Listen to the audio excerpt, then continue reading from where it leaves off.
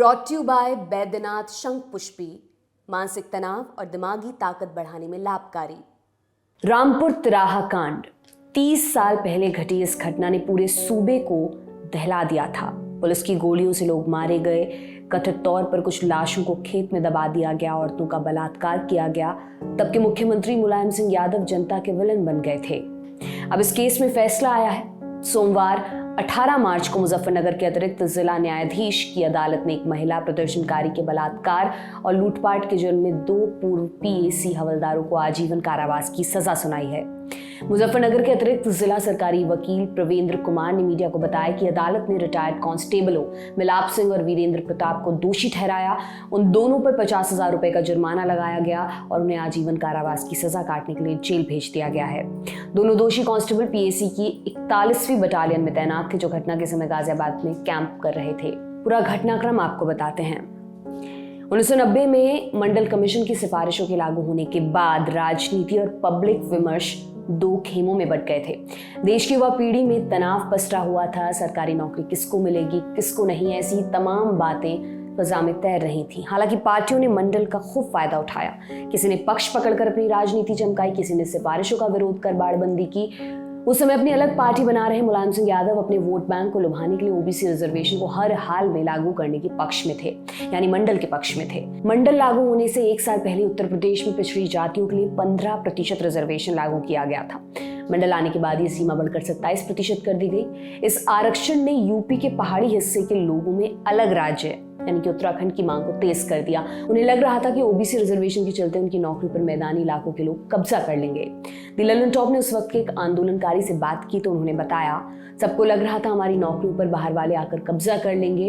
गढ़वाली तो फौज और पुलिस में ही भर्ती होना जानता है, वो भी छिन जाएगा, फिर बचेगा क्या। उस समय देश के आर्मी जनरल तक पहाड़ से थे। फौज से ही आए भुवन चंद्र खंडूरी ने हम लोगों को इकट्ठा किया और भी नेता थे जिन्होंने भरोसा दिलवाया कि अलग राज्य के बिना पहाड़ियों का गुजारा नहीं। उस दिन क्या हुआ था ये भी आपको बताते हैं। साल 1994, तारीख थी 2 अक्टूबर, जगह पश्चिमी उत्तर प्रदेश का मुजफ्फरनगर। उत्तराखंड की मांग कर रहे आंदोलनकारियों ने तय किया था कि दिल्ली जाकर प्रदर्शन करेंगे। इनको रोकने के लिए प्रदेश सरकार ने रास्ते में नाकेबंदी कर दी। मुजफ्फरनगर के रामपुर तिराहे पर पुलिस और पीएसी की पूरी छावनी बनी हुई थी। आगे की कहानी चश्मदीद की बयानी। रामपुर तिराहे पर मौजूद एक आंदोलनकारी ने मंजर खींचा। 200 से ज्यादा बसें रामपुर तिराहे पर पहुंची। लोग फौज से छुट्टी लेकर आए थे, ट्रेड यूनियनों के पूरे जत्थे आए थे, महिलाएं साथ में थीं। उधर जितने जवान वर्दी में मौजूद थे उससे कहीं ज्यादा लोग उनकी तरफ से सादे कपड़ों में भी थे। जब आगे जाने से रोका गया तो पब्लिक भड़की और पत्थरबाजी शुरू हुई। दूसरी तरफ से लाठीचार्ज हुआ, गोलियां चली। कुछ पुलिसकर्मियों ने एक बस की खिड़की के शीशे तोड़े, चढ़कर पहले सवार लोगों को गालियां दी। इस बीच 2 पीएसी कांस्टेबलों ने एक महिला प्रदर्शनकारी से सोने की चेन और कुछ पैसे लूट लिए। महिलाओं के साथ जो अभद्रता आप सोच सकते हैं वो सब हुई। रात में पुलिस उस तरफ जाने वाली गाड़ियों पर गोलियां लाठियां बरसा रही थी। गाड़ियां जला दी गईं। वहां के लोगों ने हमारी मदद की, रहने को जगह और खाना दिया। मुजफ्फरनगर के लोग अगर मदद नहीं करते तो मरने वालों की गिनती और ज्यादा होती। एफआईआर में लिखा गया कि आंदोलनकारियों ने दुकानें और गाड़ियां जला दी। इसके बाद वहां मौजूद अधिकारियों को फायरिंग का आदेश देना पड़ा। 6 लोगों की मौके पर ही मौत हो गई। 1500 प्रदर्शनकारियों के खिलाफ मामले दर्ज किए गए थे। बाद में बलात्कार, लूट, सबूतों को विकृत करने आदि के आरोप में पुलिसकर्मियों के खिलाफ कुल 7 मामले दर्ज किए गए। 1995 में इलाहाबाद हाईकोर्ट के आदेश पर सीबीआई जांच का आदेश दिया गया। इनमें सरकार बनाम राधा मोहन द्विवेदी बलात्कार, सरकार बनाम ब्रजकिशोर हथियार रखना, सरकार बनाम एसपी मिश्रा प्रदर्शनकारियों के शवों को ठिकाने लगाना, सरकार बनाम मोती सिंह और सरकार बनाम राजवीर सिंह पुलिस रिकॉर्ड के साथ छेड़छाड़ के 2 मामले शामिल हैं।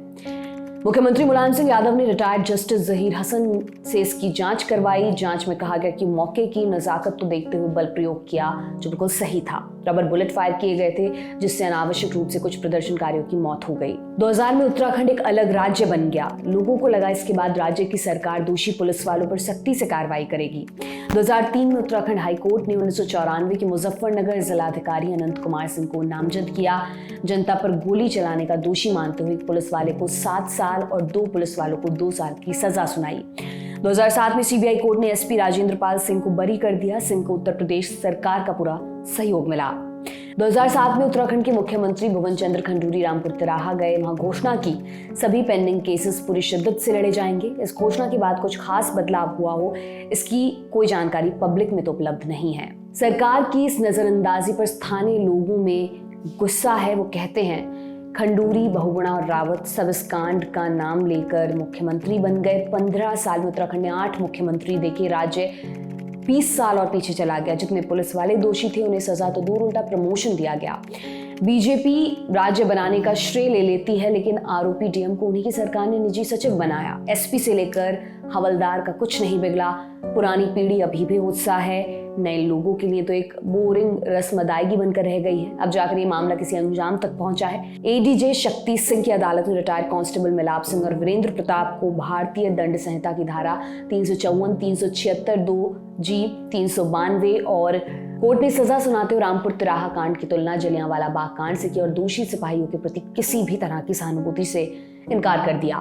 जिन 7 मामलों की सीबीआई जांच हुई थी उनमें मोती सिंह और राजवीर की मौत हो गई। उनके खिलाफ मामले बंद कर दिए गए। फिलहाल 4 मामलों की सुनवाई चल रही, जिसमें कोर्ट ने मिलाप सिंह और वीरेंद्र प्रताप को दोषी करार दिया है। आप इस पर क्या सोचते हैं, हमें कमेंट बॉक्स में जरूर बताएं। ये तमाम जानकारी आपके लिए लेकर आए थे हमारे साथी सोम। मेरा नाम दिव्यांशी सुमराव है। आप देखते रहिए लल्लन टॉप।